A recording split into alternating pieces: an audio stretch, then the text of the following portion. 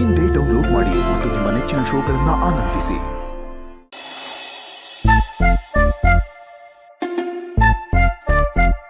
ಸರಿಯಾಗಿ ಹೊಡಿರಿ.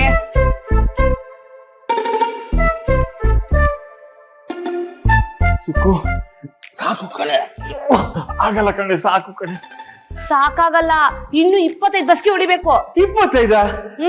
25 ವರ್ಷದ ಮಗಳಿದ್ರು ನಾಚಿಕೆ ಹೇಳ್ದೆ ಅದ್ ಯಾವ್ದೋ ಮಾಡಲ್ ಇಂದ ಸುತ್ತಿದಿರಲ್ಲ, ಅದಕ್ಕೆ ಈ ಶಿಕ್ಷೆ.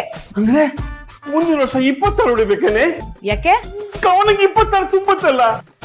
ಓ, ಹಾಗಾದ್ರೆ ನೀವು ವರ್ಷ ಪೂರ್ತಿ ಅವಳ ಹಿಂದೆನೆ ಅಲಿಬೇಕು ಅನ್ನೋ ಆಸೆನಾ?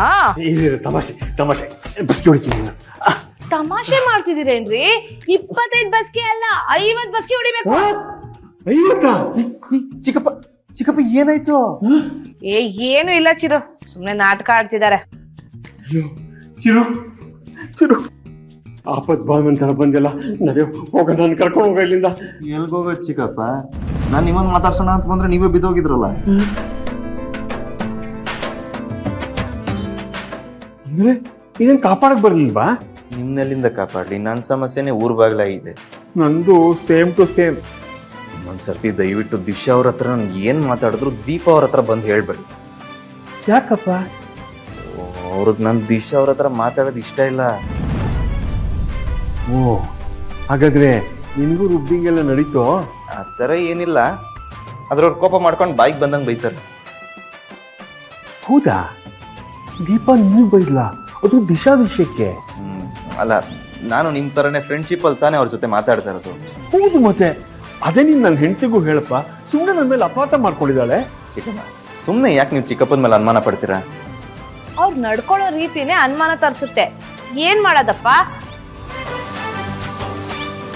ಅದಕ್ಕೆ ಸ್ವಲ್ಪ ಅದ್ಬಸ್ತರ್ ಇರ್ಲಿ ಅಂತ ಕ್ಲಾಸ್ ತಗೋತಿದ್ದೆ. ಕೇಳಿಸ್ಕೊಂಡ್ಯಾ ಚಿರು ಅವಳ ಮಾತು? ನಡಿ, ನಾವಿಬ್ರು ಟೆರೆಸ್ಗೆ ಹೋಗಿ ಚಂದಮಾಮನ ಹತ್ರ ನಮ್ಮಿಬ್ರು ಕಷ್ಟ ಹೇಳ್ಕೊಳ್ಳೋಣ ಬಾ. ಟಯರ್ಡ್ ಆಗಿದ್ದೀನಿ, ನಾನು ಎಲ್ಲೂ ಬರಲ್ಲ, ಬೇಕಾದ್ರೆ ಬೆಳಗ್ಗೆ ಸಿಗ್ತೀನಿ. ಆದ್ರೆ ಇನ್ಮುಂದೆ ದೀಪ ಅವ್ರ ಹತ್ರ ಮಾತ್ರ ಏನು ಹೇಳ್ಬಿಡು, ಹುಷಾರಾಗಿ. ಗೊತ್ತಾಯ್ತಲ್ಲ ಯಾರ ಬುದ್ಧಿ ಹೇಗೆ ಅಂತ, ಹಂಗೆ ಮೇಂಟೈನ್ ಮಾಡ್ತೀನಿ ಬಿಡು. ಏನ್ ಮಾಡ್ತಿರೋ? ದಿಶಾ ಅವ್ರ ವಿಷಯನ ದೀಪ ಅವ್ರ ಮುಂದೆ ಮಾತಾಡ್ಲೇಬೇಡಿ ಅಷ್ಟೇ. ಆಯ್ತು. ದೀಪ ದಿಶನ್ ಕಂಡ್ರೆ ಕೋಪ ಮಾಡ್ಕೋತಾಳ ಚಿರು? ಕಂಡ್ರೇನ? ಅವ್ರು ಇನ್ನೋರು ನೋಡೇ ಇಲ್ಲ ಚಿಕ್ಕಮ್ಮ, ಬರೀ ಹೆಸರೆತ್ತಿದ್ರೆ ಸಾಕು ಕೆಂಡ ಕಾರ್ತಾರೆ.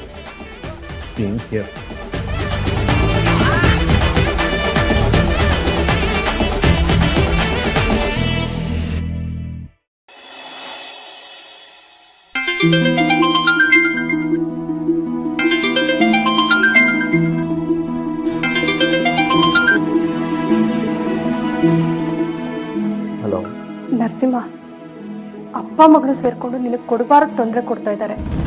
ಆದರೂ ಅದನ್ನೆಲ್ಲ ಸಹಿಸ್ಕೊಂಡು ಹೋಗ್ತಾ ಇದೆಯಲ್ಲಪ್ಪ. ಇವರು ನಿನ್ನನ್ನು ನೆಮ್ಮದಿಯಾಗಿರೋಕ್ಕೆ ಬಿಡಲ್ಲಪ್ಪ. ಏನು ಮಾಡೋದತ್ತೆ? ಅವರಿಬ್ಬರಿಗೆ ನಾನು ದೊಡ್ಡ ಶತ್ರು ಆಗ್ಬಿಟ್ಟಿದ್ದೀನಿ. ಅದಕ್ಕೆ ಈ ಥರ ಟಾರ್ಚರ್ ಕೊಡ್ತಾ ಇದ್ದಾರೆ. ಇನ್ನೂ ಎಷ್ಟು ದಿನ ಅಂತ ಇದನ್ನೆಲ್ಲ ತಡ್ಕೊಂಡಿರ್ತೀಯ? ಇವರಿಂದ ನಿನಗೆ ನೆಮ್ಮದಿ ಸಿಗಬೇಕು ಅಂದರೆ ನೀನು ಊರು ಬಿಟ್ಟು ಎಲ್ಲಾದರೂ ದೂರ ಹೋಗಬೇಕು. ನೋಡು, ನನ್ನ ಮಾತಿಂದ ನಿನಗೆ ಬೇಜಾರಾಗ್ತಾ ಇದೆ ಅಂತ ನನಗೆ ಗೊತ್ತು. ಆದರೆ ನಾನು ಹೇಳ್ದಾಗ ಮಾಡಿದ್ರೇ ಅದು ಒಳ್ಳೇದಪ್ಪ ನಿನಗೆ. ನನ್ನ ತಾಳ್ಮೆಗೂ ಒಂದು ಮಿತಿ ಇದೆ. ನಾನು ಎಲ್ಲಿವರೆಗೂ ಸಹಿಸ್ಕೋತೀನೋ ನನಗೂ ಗೊತ್ತಿಲ್ಲ. ತಿರುಗಿ ಬಿದ್ದರೆ ಇಬ್ಬರಿಗೂ ಸರಿಯಾಗಿ ಮಾಡ್ತೀನಿ. ನಾನು ನಮ್ಮ ಅಪ್ಪ ಅಮ್ಮನ ಮುಖ ನೋಡ್ಕೊಂಡು ಸುಮ್ಮನೆ ಇದ್ದೀನಿ ಅಷ್ಟೇ. ಅಲ್ಲ, ನಾನು ಅವರಿಬ್ಬರಿಗೆ ಹೆದರ್ಕೊಂಡು ಊರು ಬಿಟ್ರೆ ನಾನು ಹೇಳಿ ಅನ್ಸ್ಕೊಳಲ್ವಾ? ನಾನು ಇಲ್ಲೇ ಇರ್ತೀನಿ, ಇದ್ದು ಅದು ಏನು ಮಾಡಬೇಕು ಮಾಡ್ತೀನಿ. ನಮ್ಮ ಅಪ್ಪ ಅಮ್ಮ ಇಬ್ಬರು ನನ್ನ ಕೆಟ್ಟ ಚರಿತ್ರೆಯನ್ನು ನೋಡಿ ತುಂಬ ದುಃಖ ಪಟ್ಟಿದ್ದಾರೆ. ನಾನು ಒಳ್ಳೆ ದಿನಗಳನ್ನ ನೋಡ್ಬೇಕು ತಾನೆ, ನಾನು ಬೆಳೆಯೋದನ್ನ ನೋಡ್ಬೇಕು ತಾನೆ. ಏನೇ ಆದರೂ ಎದುರಿಸ್ತೀನಿ, ಇಲ್ಲೇ ಇದ್ದು ಸಾಧಿಸಿ ತೋರಿಸ್ತೀನಿ. ನೀವು ತಲೆ ಕೆಡ್ಸ್ಕೊಬೇಡಿ ಅತ್ತೆ. ನಿನಗೆ ತೊಂದರೆ ಕೊಡೋದು ಬೇಡ ಅಂತ ಎಷ್ಟು ಸಲ ಅಪ್ಪ ಮಗಳ ಬುದ್ಧಿ ಹೇಳಿದ್ರು ಅವ್ರು ನನ್ನ ಮಾತೇ ಕೇಳ್ತಾ ಇಲ್ಲ. ಆ ದೇವ್ರೇ ಅವರಿಬ್ಬರಿಗೂ ಬುದ್ಧಿ ಕಲಿಸ್ಬೇಕು. ನೋಡು, ನೀನ್ ಹುಷಾರಾಗಿರಪ್ಪ. ಇವತ್ತಿಷ್ಟೆಲ್ಲ ತೊಂದರೆ ಕೊಡ್ತಾ ಇರೋರು ಮುಂದಕ್ಕಿನ್ನೂ ಅದೇನೇನು ಮಾಡ್ತಾರೋ ಅದೇನೋ. ನನ್ಗನ್ಸಿದ್ದನ್ನ ನಾನು ನಿನ್ನ ಹತ್ರ ಹೇಳಿದ್ದೀನಿ. ಯಾವುದಕ್ಕೂ ಈ ಊರು ಬಿಟ್ಟು ದೂರ ಎಲ್ಲಾದರೂ ಹೋಗೋದ್ರ ಬಗ್ಗೆ ಯೋಚನೆ ಮಾಡು. ಅಪ್ಪ ಅಮ್ಮನ ಈ ಊರನ್ನ ಬಿಟ್ಟು ನಾನು ಎಲ್ಲೂ ಹೋಗಲ್ಲ ಅತ್ತೆ. ಕೊನೆವರೆಗೂ ಅವ್ರ ಜೊತೆಲೇ ಇದ್ದು ಅವ್ರನ್ನ ತುಂಬ ಚೆನ್ನಾಗಿ ನೋಡ್ಕೋತೀನಿ. ಯಾವುದಕ್ಕೂ ನೀನು ಹುಷಾರಾಗಿರಪ್ಪ. ಸರಿ ಅತ್ತೆ.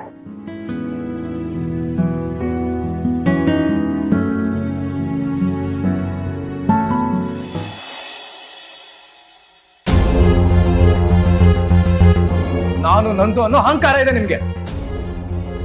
ಅದೇ ಕಾರಣಕ್ಕೆ ನೀವೆಲ್ಲ ನನ್ನನ್ನ ಕೀಳಾಗಿ ನೋಡ್ತಾ ಇದ್ದೀರಾ ಅನ್ನೋದು ಗೊತ್ತು.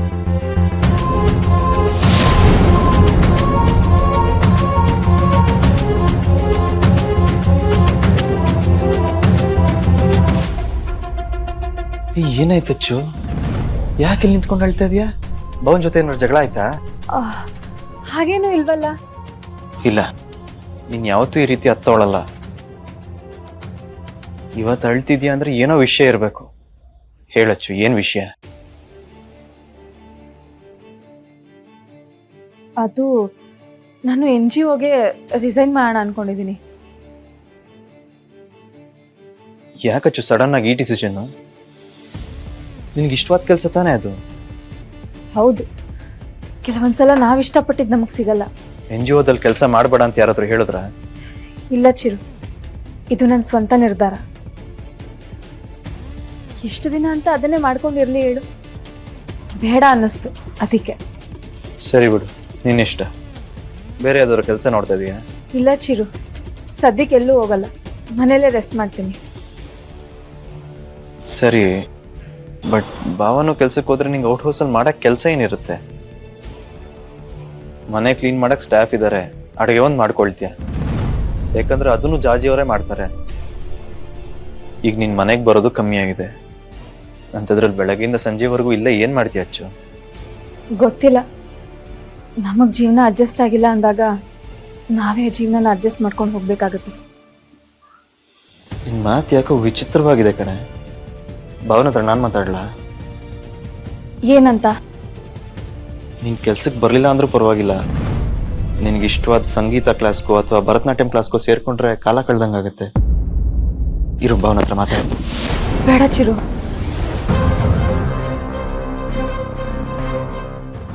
ಯಾಕಚ್ಚು ಇಷ್ಟು ಟೆನ್ಷನ್ ಆಗಿದ್ಯಾ? I you fine? ನನ್ಗೇನಾಗಿಲ್ಲ ಚಿರು, ಆರಾಮಾಗೇ ಇದ್ದೀನಿ. ನೀನೇನು ವರಿ ಮಾಡ್ಕೋಬೇಡ.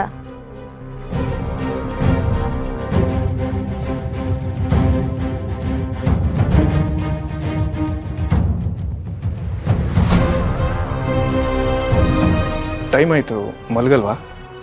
ಹಾ, ಬರ್ತೀನಿ. ಬಾಬಾ, ಊಟ ಆಯ್ತಾ? ಹಾ ಆಯ್ತು. ನಿಮ್ ಕೆಲಸ ಸಿಕ್ತು ಅಂತ ಕೇಳ್ಪಟ್ಟೆ, ಕಂಗ್ರಾಟ್ಸ್. ಥ್ಯಾಂಕ್ಸ್. ಹಾಗೆ ನಿಮ್ದು ಇನ್ನೊಂದು ವಿಷಯ ಕೇಳಬೇಕಿತ್ತು. ಏನು? ಅಚ್ಚು ಯಾಕೆ ಕೆಲಸ ಮಾಡಬಾರ್ದು? ಅದನ್ನ ನೀವು ಅವ್ರ ಹತ್ರನೇ ಕೇಳಿ.